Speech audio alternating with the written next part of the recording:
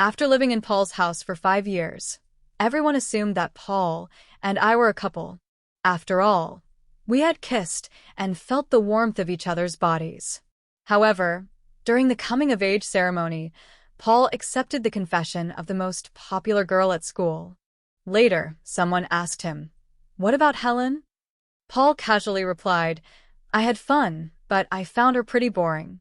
Being friends is enough. I have someone else in mind to date." Silently, I changed my university application and chose the University of Hong Kong, the farthest from the northern city where we lived. Chapter 1. The admission letter from the University of Hong Kong arrived at the villa, and Paul's mother saw it when it was signed.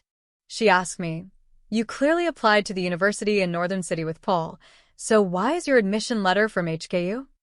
I knew I couldn't hide it, so I had to tell the truth. "Auntie, I changed my choice." "Because of Paul?" "No." I curved my lips into a slight smile and answered softly, "HKU has always been my dream. The professors there had already contacted me. After considering it, I felt HKU was the best choice for me." She remained silent for a long time. I thought she would be angry for changing my application without telling her that she would feel disappointed in me. But she simply patted my shoulder. "Helen, you've finally grown up. You're learning to make decisions for yourself." After my parents passed away, the Chin family took me in. Living under someone else's roof made me unconsciously seek the approval of Paul's family. It was like that with his parents, and even more so with Paul. Everyone knew I always did whatever Paul said. When we were kids, he got mad at me for talking to other boys at school and pushed me out of the door. He shouted, "You're not allowed back in my house." So I stayed outside the villa all night. No one expected me to suffer a tragedy in a gated community. To this day, I can't forget how that man reeking of alcohol covered my mouth and dragged me into the bushes, how he hit me, and how he violently tore off my clothes. After that, I understood I couldn't defy Paul. I didn't want to experience that same despair and helplessness in the darkness again. So, I became even more cautious with him. Over 5 years, that caution twisted and deformed into unconditional submission and obedience toward Paul. As my friend said, "You treat Paul like a king. Not even his housekeeper is as attentive as you."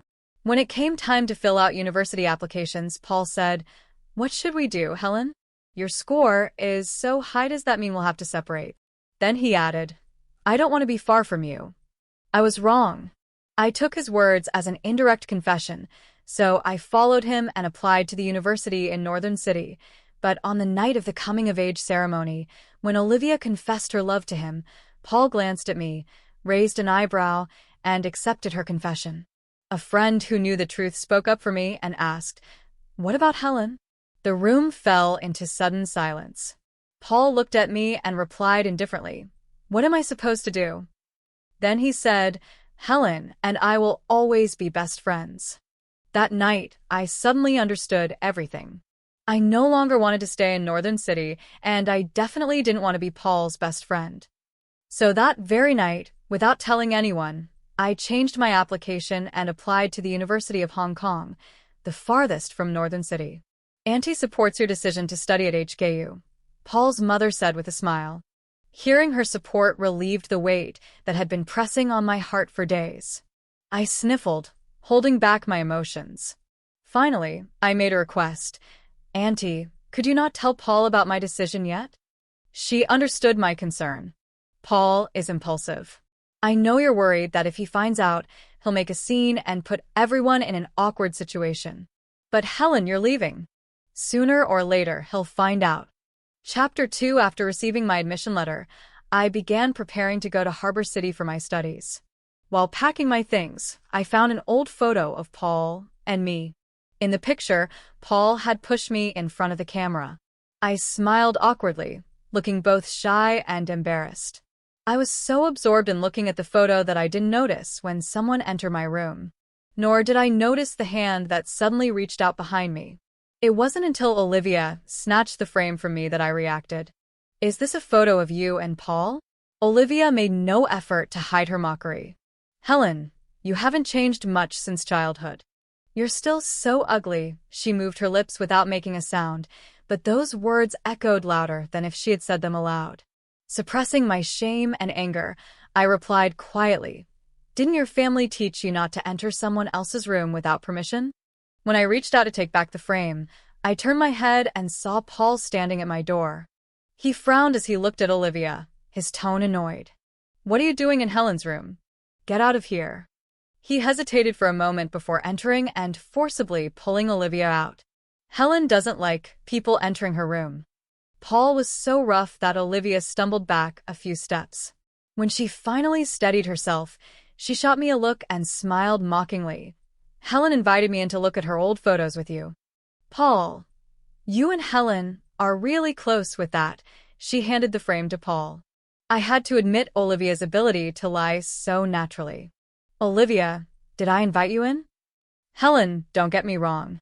I don't mind how close you and Paul are." It's just before she could finish, Paul interrupted her. "Go wait for me in my room." Then he walked into my room and slammed the door shut. He looked at me reproachfully. "You shouldn't have shown her our photo." I hurried to defend myself. I was packing my things. She came in on her own. I never meant to show it to her. But Paul didn't believe me. He spoke as if he had already reached his own conclusion. "She's my girlfriend now, and you and I are just friends. We will always be just friends. Helen, stop doing pointless things." He threw the frame carelessly on the table. "If you like the photo, keep it. But don't let her see it again." "Helen, I don't want Olivia to feel bad because of this photo. And I don't want her to misunderstand our relationship because of it." For some reason, his words made me laugh. I knew that explaining was useless. So I simply took the photo frame, pulled out the photo, and tore it to pieces right in front of Paul. "Is this enough?" Paul stared at the torn pieces in the trash can, stunned for a moment. He frowned even deeper. "Helen, stop making a scene." "I'm not making a scene." I looked at him and spoke calmly. "You think this photo puts you in a difficult position, so I destroyed it in front of you. Now you don't have to worry about anyone seeing it." Outside the room, Olivia was banging on the door anxiously. "Paul, don't be mad at Helen because of me." She made such a fuss as if she wanted everyone to know that Paul and I had argued because of her. Even his mother came upstairs and asked, "Paul, what are you doing in Helen's room?" A sudden feeling of frustration surged within me, but I didn't know how to vent it. The only thing I could do was walk to the door and open it. As soon as Olivia saw me, she started apologizing frantically. "Helen, I'm sorry, I shouldn't have." Before she could finish, Paul interrupted her again. "Why are you apologizing to her?" With that, Paul pushed me aside and took Olivia back to the room next door. I didn't want to worry Auntie, so I quickly made up an excuse. "Auntie, the school administration asked me to come today. I'm leaving now." It wasn't until I got into the taxi, heading to school, that I noticed a small cut on my finger. I must have hurt myself on the glass of the frame when I took out the photo. Thinking of the photo I had just destroyed, I suddenly felt a delayed wave of regret. That photo had been Paul's begged-for birthday gift for me. It wasn't as ugly as Olivia said, but it was quite ordinary. My insecurity about my appearance had always made me avoid cameras, and even more so photos with others. But Annie had given birth to an unfairly handsome Paul. That almost perfect face was enough to make any girl feel butterflies. I was no exception. But the first time I saw him, so dazzling, almost radiant, was the day the girls in my class cornered me in the bathroom to bully me. Paul suddenly broke in. He pulled me out of that dark, damp bathroom and took me into the sunlight. From that moment on, I could never see him without that golden filter. Chapter 3. When I arrived at school, the principal was still in a meeting. It was Lucas who took me to the office to wait for her. Of this academic genius adored by everyone, my only impression was that he always ranked first in the science division and was extremely popular among female students. "The principal will be here soon." That was all Lucas said before leaving. When he returned, he brought 2 bottles of mineral water and placed one in front of me. Along with the water, he also left a Band-Aid and a packet of iodine swabs. "Your finger is bleeding," Lucas reminded me. It was my right ring finger that was injured. While I cautiously tended to my wound, Lucas leaned on the desk watching my movements with quiet attention. When the principal entered, I had just finished putting on the Band-Aid. Lucas naturally picked up the trash from the table. Then, he handed the second bottle of water to the principal. She took a few sips before complaining about the meeting and finally got to the point. You should get to know each other. She pointed to me. Helen, the top humanities student this year. Then she pointed to Lucas. And this is Lucas, the top science student. What a coincidence. Both of you have chosen the University of Hong Kong. The principal was direct about the purpose of our meeting. Lucas, this afternoon you will take Helen to complete the necessary documents for studying in Hong Kong. Just as we were about to leave, the principal stopped me. She said, "Did you know the teachers were very upset with you before?" I paused for a moment before realizing she was referring to the class division issue. At that time, I had been absent from school due to illness. When I returned, I found out I had been placed in the humanities division. I asked Paul, "Was it you who filled out my preference form and put me in humanities?" "Yes." Paul's expression was indifferent. "I told you I chose humanities." That was the first time I spoke to him in an almost shouting tone. "Why did you make a decision for me without asking me? You didn't even tell me about the class division. Does it matter if it's humanities or science?" Paul remained completely calm. "Helen, I thought if I chose humanities, you would definitely choose humanities with me." After that argument, Paul locked himself in his room, refusing to eat or go to school. In the end, he won. For someone living under someone else's roof, no words are even necessary. Just the sigh of his father and the resigned look of his mother were enough to make me give in. But now I don't want to keep giving in. That's why I asked Annie to help me hide from Paul the fact that I had changed my application. Before leaving North City, I didn't want him to cause any unexpected trouble. The principal told me, "Back then, when I advised you to switch to the science class, you clearly agreed. But the next day, you told me you didn't want it anymore." "I'm sorry, Principal," I lowered my head in embarrassment. "Helen, you don't need to apologize to me. I just think it was a pity you gave up on physics and competitions because of it." The principal sighed but didn't dwell on the past. She patted me on the shoulder. "At least this time you didn't make an impulsive decision with your university application. Lucas is half from Port City. If you have any problems there, don't hesitate to look for him." Chapter 4. I didn't expect to run into Olivia and Paul right after leaving the office. Paul's gaze swept over me, landing briefly on Lucas, who stood beside me. He said nothing, but Olivia smiled mischievously and commented in a suggestive tone, "No wonder Helen didn't come to school with us. Turns out she had plans with someone else." I ignored her and prepared to leave with Lucas. But Paul suddenly called out to me, "I want to have wontons from the south side of the city for lunch. I don't remember the way take Olivia and me there." Olivia stuck out her tongue playfully. "Actually, I'm the one who wants to eat them." Suppressing my irritation, I replied softly, "I have things to do. You can use GPS." What could be so important? Paul narrowed his eyes impatiently. His gaze shifted again to Lucas before letting out a sudden laugh. "Helen, what could possibly be more important than me? Before, when I said I wanted those wontons, you walked alone through a snowstorm just to buy them for me." As soon as Paul finished speaking, Lucas glanced at his watch and said considerately, "Helen, if you're busy, we can reschedule." "No problem, give me a second." I smiled apologetically at Lucas. Then I lowered my head, unlocked my phone, and sent Paul the location. "I sent you the address. Just follow the GPS. You two are a couple, know it wouldn't be appropriate for me to go with you, right?" Before I could finish, Olivia suddenly interrupted me. "Helen, are you afraid we'll find out about that?" Her cryptic words left me bewildered. "What are you talking about?" I frowned and stared at Olivia. She smiled with hidden meaning, glancing at Lucas before continuing. "I mean when you were a child and almost well, you know, but luckily the security guard saved you. That guard opened a wonton shop after retiring. You're afraid we'll find out, so you don't want to go with us, right? It's fine, Helen. You or the victim won't see you any differently."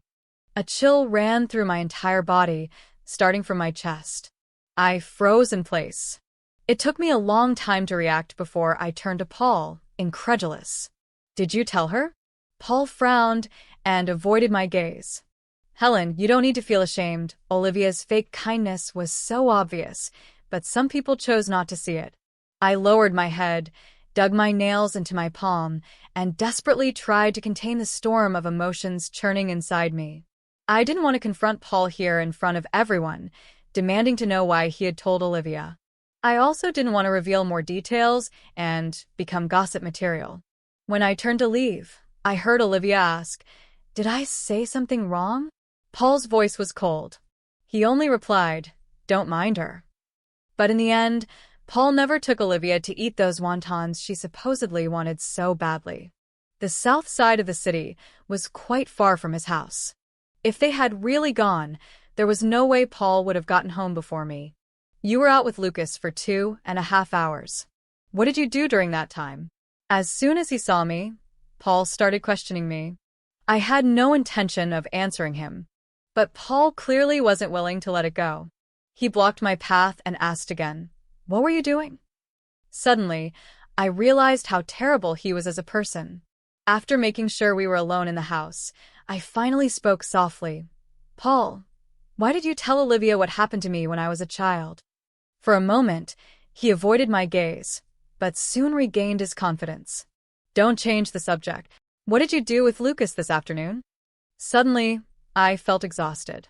"Paul, when you go out with Olivia, I never ask what you do together." Perhaps because he had gotten used to me always tolerating everything in silence, Paul couldn't handle even the slightest hint of resistance from me. He let out a sarcastic laugh and replied in a mocking tone, "Do you really think what you have with Lucas is the same as what I have with Olivia?" With that, his smile vanished instantly. He leaned in slightly, intimidatingly closing the distance between us until we were face to face. He stared at me and asked, "So now that I'm with Olivia, you're planning to be with Lucas? Are you pursuing him?" When Paul got angry, his temper was unpredictable, and every word became a sharp knife stabbing straight into the heart. "What a pity, Helen. Lucas isn't interested in girls like you." He smiled with overwhelming cruelty. "Helen, I thought if I chose humanities, you would definitely choose humanities with me." After that argument, Paul locked himself in his room, refusing to eat or go to school. In the end, he won. For someone living under someone else's roof, no words are even necessary. Just the sigh of his father and the resigned look of his mother were enough to make me give in. But now I don't want to keep giving in. That's why I asked Annie to help me hide from Paul the fact that I had changed my application. Before leaving North City, I didn't want him to cause any unexpected trouble. The principal told me, "Back then, when I advised you to switch to the science class, you clearly agreed. But the next day, you told me you didn't want it anymore." "I'm sorry, Principal." I lowered my head in embarrassment. "Helen, you don't need to apologize to me. I just think it was a pity you gave up on physics and competitions because of it." The principal sighed but didn't dwell on the past. She patted me on the shoulder. "At least this time you didn't make an impulsive decision with your university application. Lucas is half from Port City. If you have any problems there, don't hesitate to look for him." Chapter 4. I didn't expect to run into Olivia and Paul right after leaving the office. Paul's gaze swept over me, landing briefly on Lucas, who stood beside me. He said nothing, but Olivia smiled mischievously and commented in a suggestive tone, "No wonder Helen didn't come to school with us. Turns out she had plans with someone else." I ignored her and prepared to leave with Lucas. But Paul suddenly called out to me, "I want to have wontons from the south side of the city for lunch. I don't remember the way. Take Olivia and me there." Olivia stuck out her tongue playfully. "Actually, I'm the one who wants to eat them." Suppressing my irritation, I replied softly, "I have things to do. You can use GPS." What could be so important? Paul narrowed his eyes impatiently. His gaze shifted again to Lucas before letting out a sudden laugh. "Helen, what could possibly be more important than me? Before, when I said I wanted those wontons, you walked alone through a snowstorm just to buy them for me." As soon as Paul finished speaking, Lucas glanced at his watch and said considerately, "Helen, if you're busy, we can reschedule." "No problem, give me a second."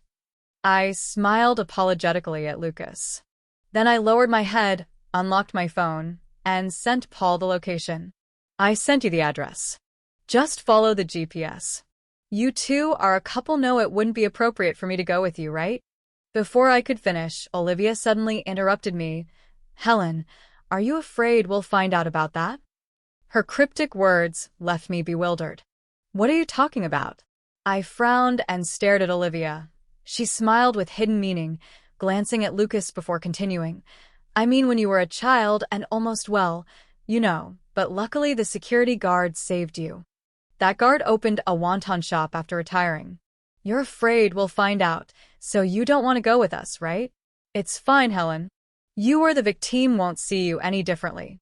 A chill ran through my entire body, starting from my chest. I froze in place. It took me a long time to react before I turned to Paul, incredulous. Did you tell her? Paul frowned and avoided my gaze. Helen, you don't need to feel ashamed. Olivia's fake kindness was so obvious, but some people chose not to see it. I lowered my head, dug my nails into my palm, and desperately tried to contain the storm of emotions churning inside me. I didn't want to confront Paul here in front of everyone, demanding to know why he had told Olivia. I also didn't want to reveal more details and become gossip material. When I turned to leave, I heard Olivia ask, "Did I say something wrong?" Paul's voice was cold. He only replied, "Don't mind her." But in the end, Paul never took Olivia to eat those wontons she supposedly wanted so badly. The south side of the city was quite far from his house. If they had really gone, there was no way Paul would have gotten home before me. You were out with Lucas for 2.5 hours. What did you do during that time? As soon as he saw me, Paul started questioning me. I had no intention of answering him, but Paul clearly wasn't willing to let it go. He blocked my path and asked again, "What were you doing?" Suddenly, I realized how terrible he was as a person. After making sure we were alone in the house, I finally spoke softly. "Paul, why did you tell Olivia what happened to me when I was a child?" For a moment, he avoided my gaze, but soon regained his confidence. "Don't change the subject. What did you do with Lucas this afternoon?" Suddenly, I felt exhausted. "Paul, when you go out with Olivia, I never ask what you do together." Perhaps because he had gotten used to me always tolerating everything in silence, Paul couldn't handle even the slightest hint of resistance from me. He let out a sarcastic laugh and replied in a mocking tone, "Do you really think what you have with Lucas is the same as what I have with Olivia?" With that, his smile vanished instantly. He leaned in slightly, intimidatingly closing the distance between us until we were face to face. He stared at me and asked, "So now that I'm with Olivia, you're planning to be with Lucas? Are you pursuing him?" When Paul got angry, his temper was unpredictable, and every word became a sharp knife stabbing straight into the heart. "What a pity, Helen. Lucas isn't interested in girls like you." He smiled with overwhelming cruelty. "Tell me, if Lucas knew what happened to you when you were a child, do you think he would still talk to you?" Maybe he realized he had said something he shouldn't have because he quickly added, "Did you know Olivia tried to date Lucas? He didn't even want her. Do you really think he'd look at you?" Wake up, Helen. For no apparent reason, I remembered that conversation between Paul and his friends that I had accidentally overheard that day. Chapter 5. That Paul accepted Olivia's confession at the coming-of-age ceremony surprised everyone. After all, our close friends had always assumed that he and I were a couple. I, too, had believed that I held a special place in his heart. Paul had a problem with cleanliness, yet he ate the leftovers from my plate. In our second year of high school, the girls started knitting scarves for the boys they liked. Paul knitted one for me. I used to get sick often, so he once carried me on his back all the way to the top of South Hill to pray for my health. Even the night before a ceremony, Paul drank too much at a party organized by his friends. On the way home, I looked up at the sky, staring at the bright, full moon, and he lowered his head, pressing his lips softly against mine. A fleeting touch, barely a whisper of contact. My heart pounded fiercely, and I couldn't sleep all night. His voice repeating my name echoed in my head. "Helen, Helen." I didn't understand why Paul had given me the illusion that he liked me, only to accept Olivia's confession right in front of me. Until one day, by chance, I overheard a conversation between him and his friends. Helen treats you so well. We all thought you two would end up together. Why did you suddenly accept Olivia's confession? Paul had been drinking that night. His voice sounded a bit sluggish. He answered bluntly, "It was fun. But in the end, she seemed pretty boring. Being friends is enough. I have someone else in mind if I want to date." His friends didn't seem to understand, so Paul continued, "Do you like eating apples?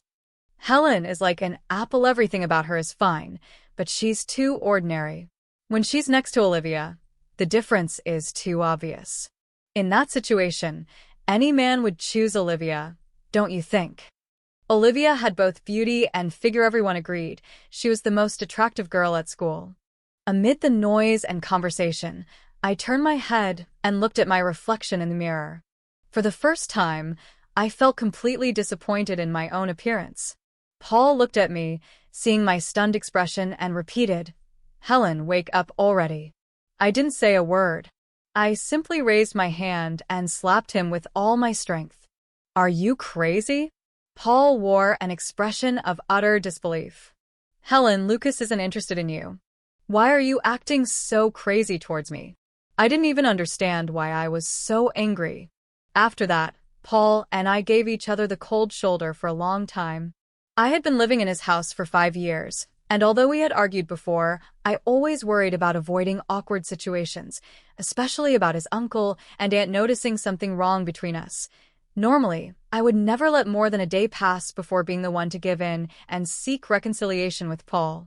Paul thought this time would be no different, that when I felt uncomfortable, I would come back to him and apologize. He waited. A day. Then another. A week. Then another. And I did not react at all. It wasn't until university was about to begin that Paul, for the first time since our fight, decided to speak to me.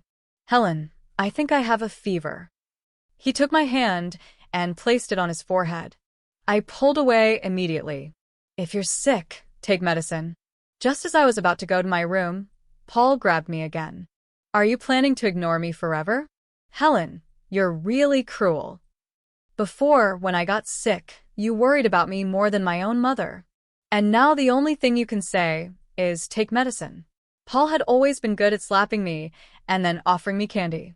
Seeing I still didn't respond, he finally said, "That day, I only said those things out of anger. I just wanted to stop Lucas from tricking you. You've been busy studying, so you don't know how many girls at school are chasing Lucas. He never pays attention to any of them's a womanizer. Besides, everyone knows Lucas got into Hong Kong University and you're going to City University. Even if you managed to win him over, do you really think you could maintain a long-distance relationship?" After saying that, Paul seemed to realize something. "No way." With a firm and determined voice, he said, "Helen, someone like Lucas would never accept being with you. He just thinks you're naive and easy to fool. He's just playing with you. I know you're mad at me because of Olivia. Helen, even if I'm with Olivia, you'll always be my best friend." I interrupted him coldly. "I don't want to be your friend. Paul, I don't have a heart cold enough to stay friends with someone I've kissed and shared something ambiguous with." As soon as I said those words, Paul seemed frozen. He looked at me with his lips slightly parted, as if he wanted to say something. It was the first time I showed my complete honesty in front of Paul.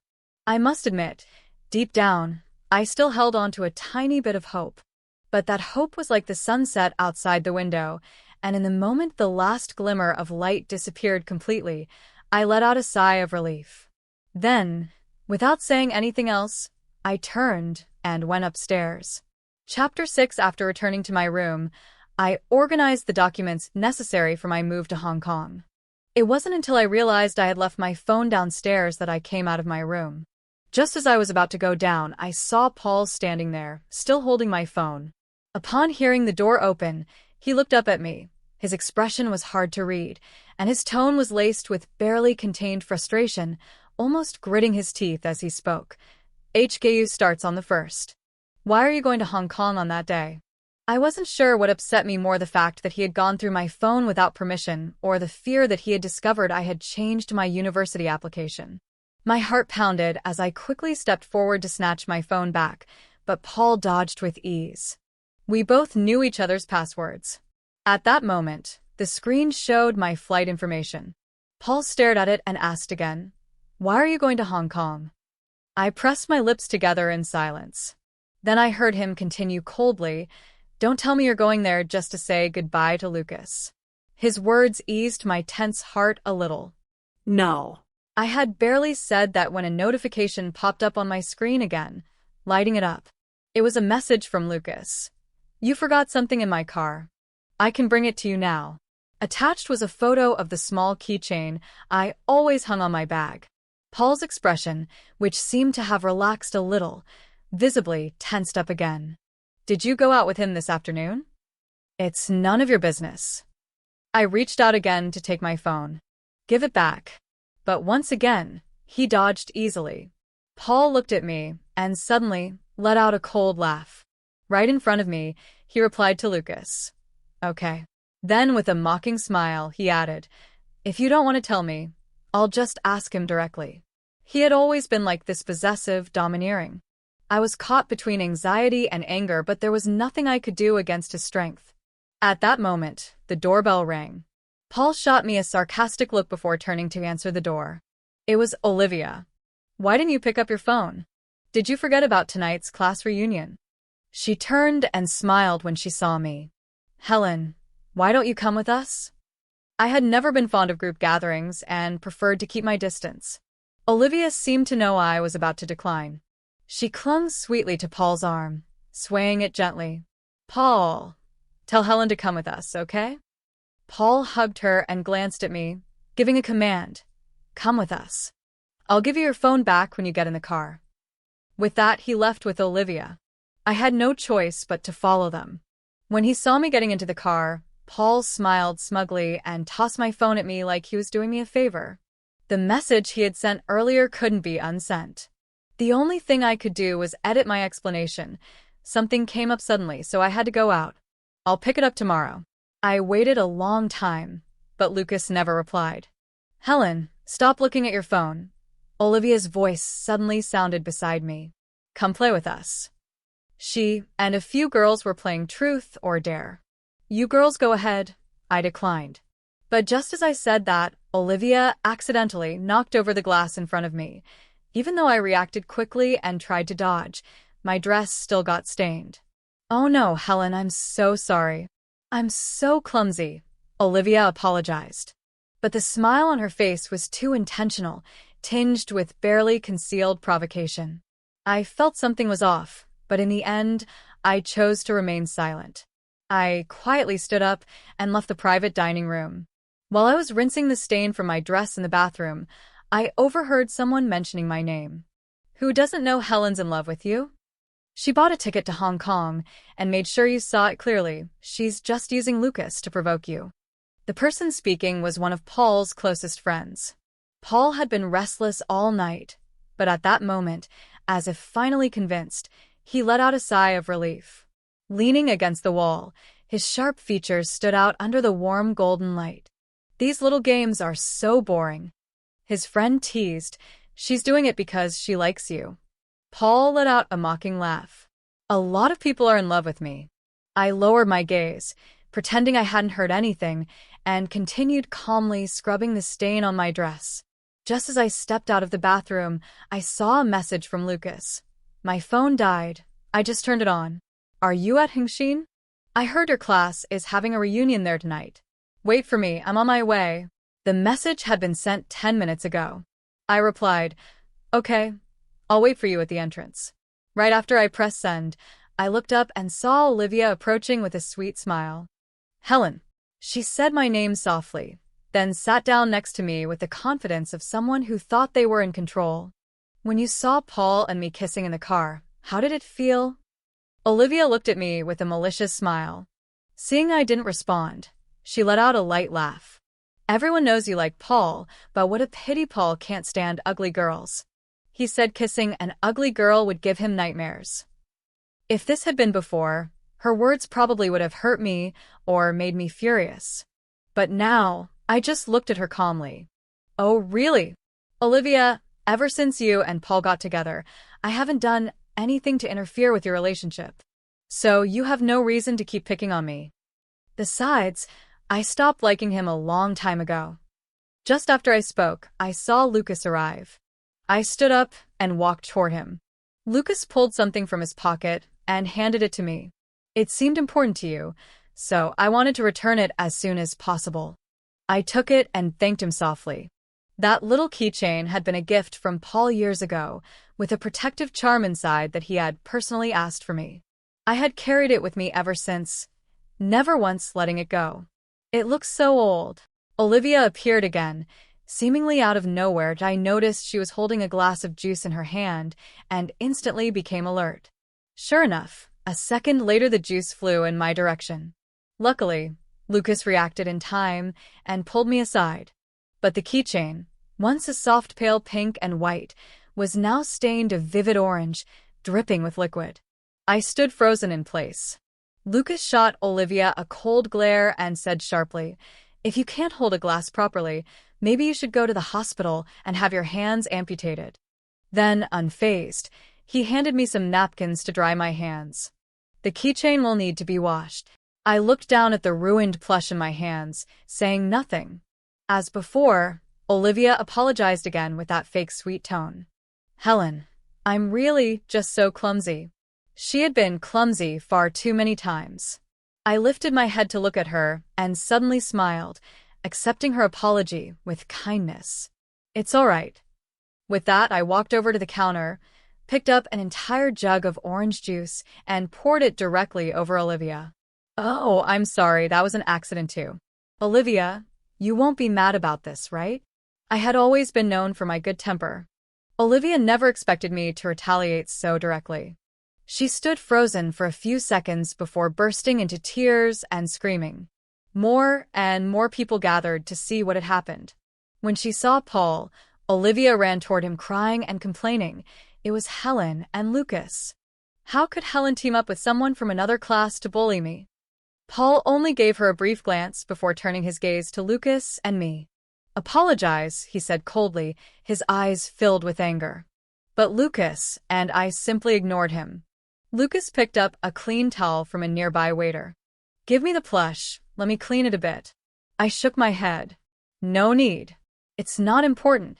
After saying that, I threw the plush into the trash can in front of everyone.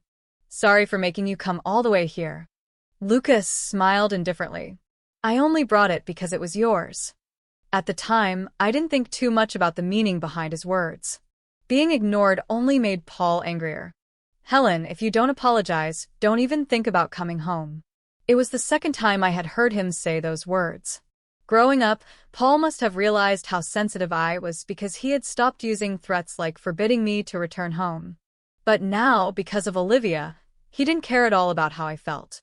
It didn't matter. I would be leaving for Hong Kong soon anyway. I looked at Paul, and then back at Olivia.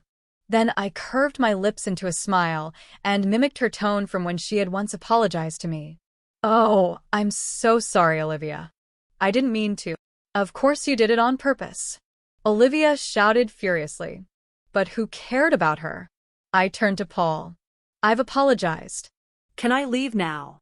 Paul didn't answer, so I took his silence as a yes. Just as I was about to leave, Lucas suddenly grabbed my wrist. "Wait a moment." Then, under everyone's gaze, he walked to the bar, took another glass of juice, and poured it right at Olivia's feet. "Oops, how clumsy of me," he said with complete calm. Then he left his phone number. "If you need compensation, contact me." I knew he did it to ease some of the burden off me.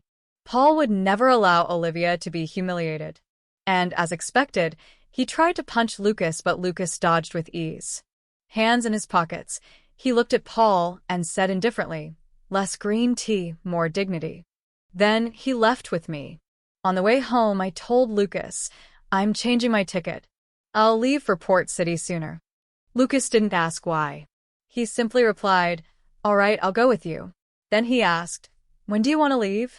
I looked out the window at the neon lights, taking in the city where I had grown up. I answered, "Tomorrow." Curiously, after we left, no one seemed to care about Olivia's humiliation. Instead, everyone was gossiping about Lucas and me. Are they together? Lucas definitely helped Helen.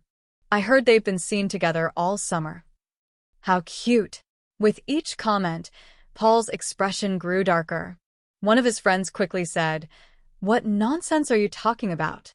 Helen's going to University C, and Lucas is going to the University of Hong Kong. They can't be together." Someone else retorted, "Long-distance love isn't illegal, you know." Paul's friend insisted in frustration, "That's impossible." Then a girl suddenly said, "Didn't you know Helen applied to the University of Hong Kong?" The place fell into complete silence. Paul was the first to react. Connecting the dots with Helen's recent strange behavior, he felt a knot tightening in his chest. He immediately stepped forward and grabbed the girl by the wrist, demanding, "Who told you Helen applied to the University of Hong Kong?" The girl hesitated for a long time before admitting she had made it up. Scared by Paul's expression, she still defended Helen. "You knew Helen wanted to apply to the University of Hong Kong, but you forced her to stay in North City with you. Didn't you notice how often Olivia bullied her?" Paul barely heard another word after that. He only relaxed when he confirmed that Helen wasn't really going to Port City. The class reunion ended in chaos, leaving only a few close friends behind. Paul booked another private room. Leaning back on the sofa, his gaze unconsciously fell on the fruit plate on the table. Most of the fruit had been eaten, leaving only a single apple. Suddenly Paul thought of Helen. He had always seen her as an apple. Rigid, simple, boring. But the more he thought about it, the more he recalled the image of Helen standing next to Lucas. An inexplicable anger began burning inside him. Just then Olivia entered after changing her clothes. The moment she stepped through the door, she noticed Paul's expression wasn't as usual. She sat beside him and nestled into his arms naturally. Thinking Paul was still upset because Helen had humiliated her, she whispered sweetly, "Don't be mad anymore, Paul. Maybe Helen just has some misunderstanding with me." But Paul remained silent, staring fixedly at the fruit tray. Seeing his indifference, Olivia called the waiter and ordered another one. She picked up a piece of cherimoya and brought it to his lips, but Paul dodged her hand. Instead, he reached out and picked up a whole, untouched apple. Olivia pouted, complaining in a spoiled tone. "What's so special about an apple? You don't like apples either?" Paul's sudden and seemingly senseless question didn't strike Olivia as strange, so she simply replied without thinking, "Who even likes apples?" Paul said nothing more. He remained silent for a long time, lost in thought. No one knew what was going through his mind. It wasn't until Olivia ran out of the room in tears that the others stopped what they were doing and asked, "What's wrong with her?" Paul remained in the same relaxed posture, half reclined on the sofa. One side of his face was hidden in shadow, making his features appear even sharper. "We're over." His friends were stunned. They gathered around him, demanding an explanation. But everything seemed fine. Why break up all of a sudden? Paul just shrugged. Truthfully, he didn't even know why he had suddenly said they should break up. But at that moment, he felt absolutely nothing. Not the slightest hint of sadness. Instead, one thought crossed his mind. If Helen finds out I broke up with Olivia, surely she'll be happy, right? At that thought, he let out an inexplicable laugh. Suddenly, he felt a strong urge to see Helen. But he had already promised his friends they would celebrate all night. So he thought, "I'll tell her tomorrow." When I arrived at the villa, Paul's mother was home. I told her about my plan to leave for Port City earlier than expected. She didn't say much, just helped me pack my things. Before I left for the airport, she gave me a card. "Take good care of yourself in Port City. I know Paul's been troubling you." Her voice suddenly broke, and tears began to fall. "Helen, I'm so sorry." I quickly comforted her. "Auntie, you haven't done anything wrong. I'll always be grateful to you." When she dropped me off at home, she said she would treat me as her own daughter from now on. In the years I lived in their home, she truly had. If it hadn't been for Paul, I think we could have had a real mother-daughter relationship. That very night after landing in Port City, I received a call from Paul. I didn't answer, and he kept calling several times. In the end, I had to block his number. Soon after, he sent a message on WeChat. "Where are you? I briefly explained the situation about changing my application. Then Paul sent a string of messages. I didn't read or reply. I removed him from my pinned contacts and set his messages to Do Not Disturb. After thinking for a moment, I decided to delete him as a friend. But I had underestimated Paul's obsession. On the day the semester started at the University of Hong Kong, his mother called to say Paul had disappeared. Before she could finish speaking, I looked up and saw a familiar figure standing at the university entrance. As Paul rushed toward me, Lucas pulled me back and kept me safe. Paul tried to reach me, but Lucas swiftly pushed his hand away. Clearly impatient, Lucas said, "Bro, a little civility, please. Talk if you want, but keep your hands to yourself." The anger Paul had been bottling up for so long finally exploded at that moment. He grabbed Lucas by the collar and spoke harshly. "What does this have to do with you and me?" As the tension between them was about to erupt, I stepped in just in time to stop it. "That's enough. Paul, today's the first day of classes at HKU. You suddenly disappeared, turned off your phone, and everyone's been looking for you. Your mom is really worried about you too." Paul stared at me for a long while before finally saying, "Do you know how I felt, Helen, when you suddenly vanished and wouldn't answer my calls?" He let go of Lucas and surprisingly calmed down. "Helen, why did you lie to me?" He emphasized the word lie. I took a deep breath and replied softly, "If I hadn't, you would have found 1,000 ways to make me stay in North City."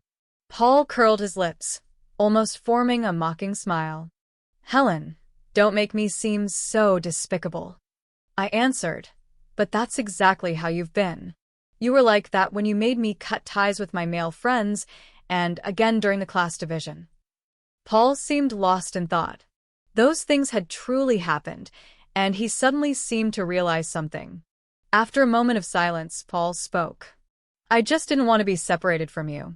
He always liked to use this excuse to justify his lack of respect and his need to control me. I smiled faintly. But there were better solutions. "Paul, you can't keep pushing me and expect me to always give in." I saw how his eyes suddenly turned red. Paul knew perfectly well why I had secretly changed my application and why I had left North City, without saying a word. But he had always been good at deceiving himself, always blaming others for his own mistakes. All of a sudden, he pointed at Lucas and asked me, "Helen, have you fallen in love with him? If not, then why did you come to HKU with him?" I knew it wasn't worth saying anything more. I simply advised him, "Go back to North City.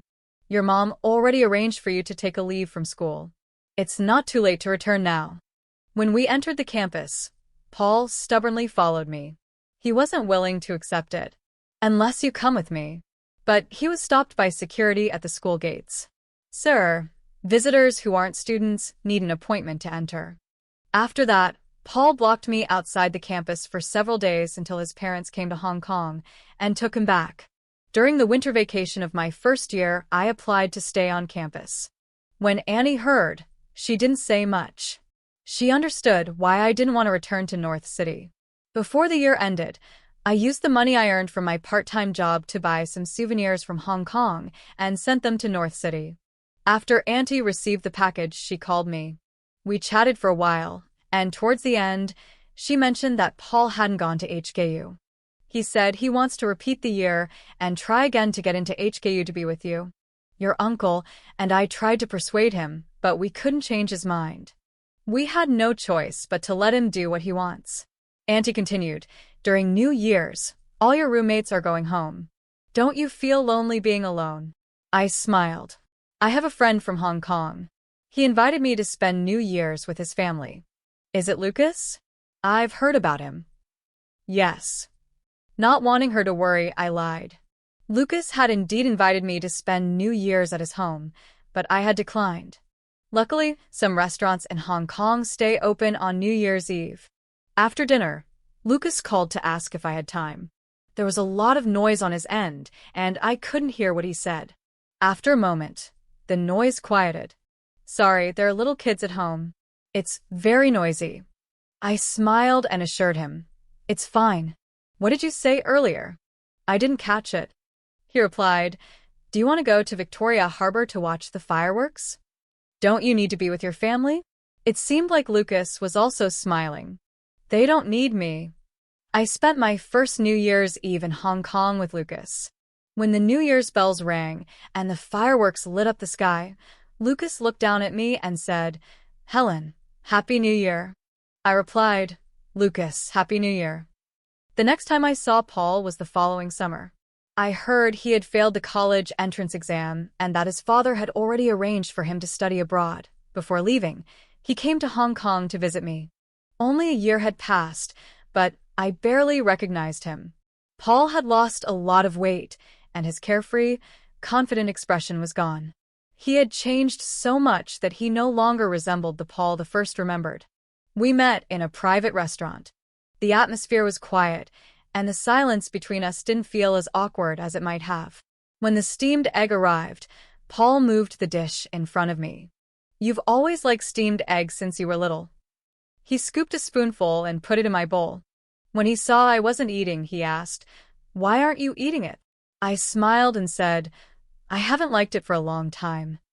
That sentence froze the air that had just begun to stir again. A long time passed, long enough for the food on the table to go cold, before Paul spoke again. He said, "I broke up with Olivia." "I know." Paul seemed surprised. He smiled bitterly and muttered, "So you knew. And do you know that the person I've always liked is you?" Paul's sudden confession stunned me for a moment, but I quickly composed myself and pretended not to have heard. I already knew he liked me. Paul liked me, but couldn't accept liking someone as ordinary as me. So when others said we were soulmates and made the perfect couple, Paul always refuted it. He repeatedly emphasized that he only saw me as a sister. I also knew that on the day of his coming-of-age ceremony, he knew I would confess, so he accepted Olivia in front of me. He told his friends he didn't want to lose me as a good friend. "Helen, do you think we can never go back to how we were?" I didn't answer Paul's question because, at that moment, Lucas sent me a message. "I bought the refreshing drink you like." Attached was a photo of the drink he had picked up. Lucas knew I was meeting Paul today and was waiting outside at that very moment. Suddenly, I didn't want to keep him waiting. I wanted to see him right away and drink the refreshing drink he bought me. "Paul, if there's nothing else, I'll be leaving now." Paul glanced at my phone and asked, "Is it Lucas?" I nodded, then thought for a moment and added, "He's my boyfriend now." As I left, Paul asked me, "Why do you like Lucas?" Almost instinctively, I thought of that moment when I asked Lucas, "Do you like apples?" "If you like apples too, I'd be happy to share one with you." Without hesitation, Lucas answered, "Yes." He added, "Apples are the king of fruits. They're rich in nutrients and so accessible. Apples are the best fruit in the world."